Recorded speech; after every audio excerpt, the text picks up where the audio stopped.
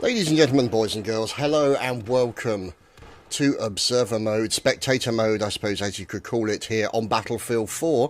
And this is essentially a summary of the functions of Spectator Mode for all you budding Shoutcasters out there. Now, this is essentially the, no HUD mode and all the rest of it, but I'm going to take you through all the individual aspects of it. First things first, what I'm going to do is I'm actually going to show you some of the key bindings. Now, you can see on here, Spectator, so you've got here the various view buttons, you can go through all the various modes, you can have previous player, next player, previous player in squad, all this kind of stuff. Now you can see here there's the tabletop view, the standard options, and you can watch player 1, 2, 3, 4. So these are all bindable options that you've got that you can actually put into the game so you can map it exactly how you want it. So first things first, we are going to look at tabletop mode. Now this is the first one, this is the overall map one. Now you can see obviously what we can do is we can make sure that all the scores up there. You see you've got the F keys there being shown what buttons to do what, and you can see here, if you look here, these are the locations of the free cameras, the direction they're pointing, and you can actually see the picture-in-picture version of what that free cam's looking at. So that would be the vehicles. If we look at section number 2, obviously that's over near E, and camera number 1 looking at the bridge between B and C, and obviously there's another one down there by B looking at just the entry in that tall building. So these are all the options. So you can see up the top here, you've got these options here you can click on with the mouse. Once you click on them, the mouse doesn't become available anymore until you go back to tabletop or you go to the scoreboard, which is obviously the tab button. Now, what you have here is your standard score. So you can see the tickets for the US, tickets for the China, and the duration of the round, as well as, for example, who has what locations on the map. Now, mouse wheel will enable you to zoom in, and you can hold the left mouse button down to drag things around, drag the map around, so you can click on individual players and you can then see their point of view as they see it in first person. So this is a very good way of finding out what's going on. Now, one thing that's very nice in here, if you look on C, if we click on this guy, it will then immediately highlight all his squad members in green. So you can see where the other members of his squad are actually located. So you can see this there, Mr. Kevin Alf is up there on his own. And obviously, there we go, Marhol's up there with the remainder of his squad.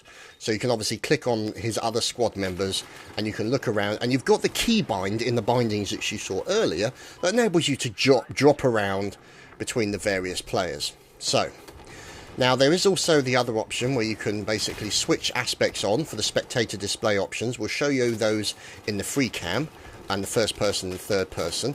And then what you've also then got is the V button. Now what the V button does is it switches off everything. So essentially you'll just see very clean gameplay. Anything you click on in this particular mode here, you'll see your names will be given. There we go, we're now looking through the eyes of Explos BE.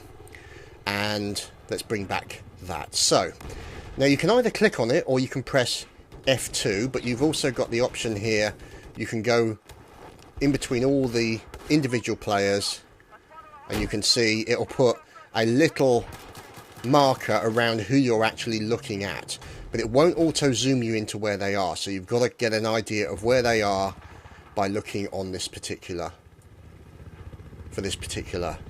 area. So you can see there's Hot 1414 and he's doing his thing around the B site, and you've got this guy up here who's obviously, there's Crosslink as well in there with a little bit of C4 and doing his thing. So you can tell that these guys are all the same team. There's another guy in there as well. There's Mao Inc.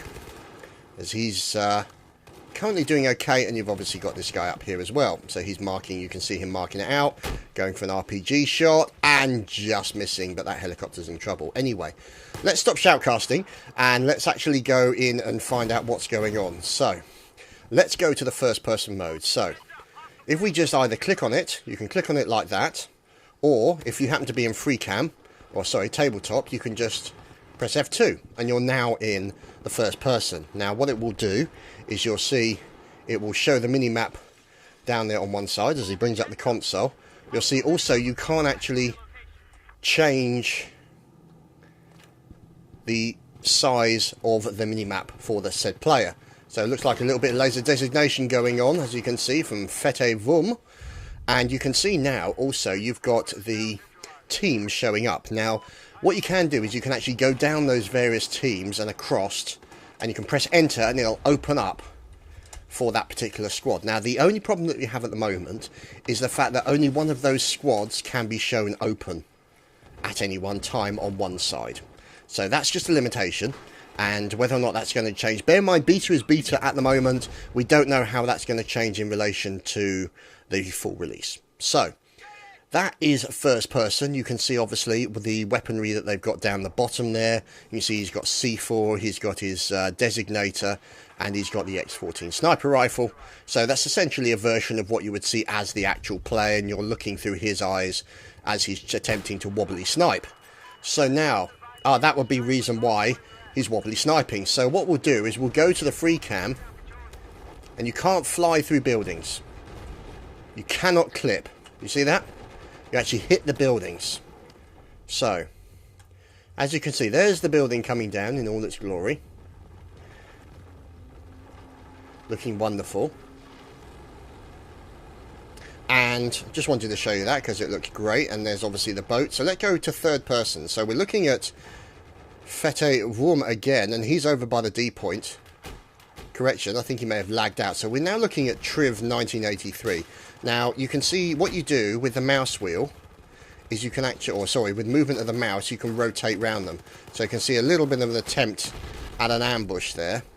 And we're now watching Triv, and we're moving around him, and we can obviously press Q and it will take us to another location. The only drawback is you don't have the ability to zoom in and out yet, as far as I'm aware.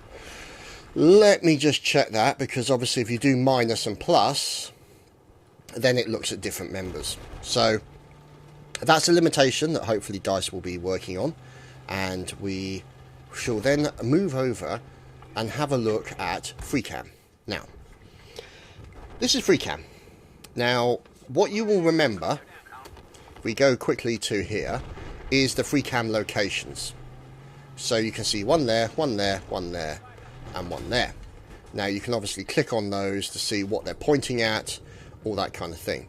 Now one thing to remember, guys, is there is no option to reset the free cam to its original position. So in the case of this free cam, it was actually back here looking at the armor as it spawned. So I think free cam was here. So what happens is that the free cam will actually stay in the last position and location and orientation that you pointed it at. So for example, if you're focusing on here and saying, oh yes, this is all very exciting stuff, and then you decide to go to a different free cam, it will be pointing, as you can see, back at the armor location. If we move it further on down,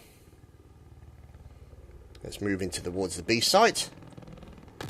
You can see there, it will save that location. So then when we go back to the free cam here, we'll move back and you've already set that location. So there is no way to reset that, I think, except for an actual end of round or map change, things of that nature. Now, there are another thing to bear in mind. You can, if you want to, click on individual players. Now, when you do that via the scoreboard, the tab scoreboard, that will take you into first person mode straight away. So you can see an underground tank here being dealt with. Now, when you switch back to free cam and when you switch to various places, it doesn't always keep you in the same area. At the moment, there is no way for us to click on that and then lock into first person view. Hopefully, this is feedback that we have given to DICE and EA, and hopefully they will actually include that in the Observer Spectator mode when it comes out. Now, if you look down in the bottom right hand corner, you can see a little camera icon with multiple arrows. Now what this indicates is the speed of the camera. So you can see the speed that the camera is now moving. If you move forward with the mouse wheel one position, you can see it goes up one arrow and we now get a faster camera. If you move it forward again, it goes up another arrow and we get an even faster camera. Now this also works in reverse, so you can see it's a slow camera and it's an even slower camera. So you also have other options for changing the height of the camera. Aside from obviously looking up and flying up, you can press the space bar and it will just rise straight away. You can then press the X button, as mapped. Obviously you can remap all of these, and it will then move down. So these are the options that are available to you as the free cam. Now you can see also, if I move forward like that and then press shift, it does the equivalent of a sprint, but at that level. So you can imagine that it gets even faster when you're up to that level. Now that's another thing that's going on with observer mode, especially the free cam, is if you go out of bounds, it affects you even as a spectator. Now whether or not EA are going to change that, we'll have to wait and see when the actual game is released. Bear in mind this is currently beta. So there are a few issues, there are a few kind of bugs, annoyances, things of that nature, as you can see. There is one that when you load in on Spectator, you have to wait for the... Oh, this other way. You have to wait for the... Oh, look at all those explosions. You have to wait for the finishing music to complete before such times as you actually start getting game sounds. So, you know, the sounds of bullets firing and all that kind of funky stuff. So you can see... Oh, nice camouflage. Very sexy. So, as he's bailed out, let's slow the camera down. And that's pretty much the only issues. I mean, obviously, I've mentioned the fact that FreeCam does lock and save in your position. You cannot lock from FreeCam into first person. Normally, it was done in, like, you know, normally you would, like, for example, fly onto it and then click on it and then it would go into first person, but you don't have that option at the moment. Now, there is one other thing, is if you look on third person, you have this player sheet. Now, unfortunately, there is not an option. I mean, you've got a small version of it down at the bottom there for the sniper rifle, so you can tell he's, you know, well, he's got the zoom in and what looks like the armor piercing and the reloading. So those are the options he got from the tank, but feedback I suppose we're giving to DICE is that it would be helpful if we had something like this. This gives us a lot more information, but it would be helpful if we had that information available to us in the actual first person, because third person you don't going to see a lot of. I mean, you can draw up a situation where you're seeing a little bit of drama because you can see and the audience can see somebody approaching the tank from behind, but he can't see it. But you could easily just show that from FreeCam. It's entirely up to you how you want to do it. Now, obviously, what you're looking at when you're doing the actual shoutcasting is you can do all of your very nice movements. You can keep it nice and slow. You can obviously do combinations, so we're moving sideways, forwards and upwards at the same time, and this is how you can do all your cinematic movement. You can see there, we can then start bringing it down and over. Now, obviously, these are the options, so you can switch off the selection bar, so you won't actually see that up the top. If people don't want to see it, you've obviously got the option to switch off the squad lists, the score bar, and you can see the player card can be switched on and off should you require it. So let's just double check on something. So we press C, you can see there, there's score player card. It's not showing up on the first person. So in the case of the FreeCam, this is essentially how you would work it. So if you wanted to do film it type stuff, then essentially what you would do is you would press C and you would switch all of this off. And you can see now, unfortunately, you've still got the chat available and everything else. And then all you do is press V, and it's gone. The only drawback you have is the icons in the top right-hand corner, and obviously the icon in the top left-hand corner would be closed or gone by then for the actual release of the game. So this essentially is an uncluttered screen. It tells you no information, but it enables you to get very cinematic shots. You can tell, as you can see, from the speed of the camera, how things move.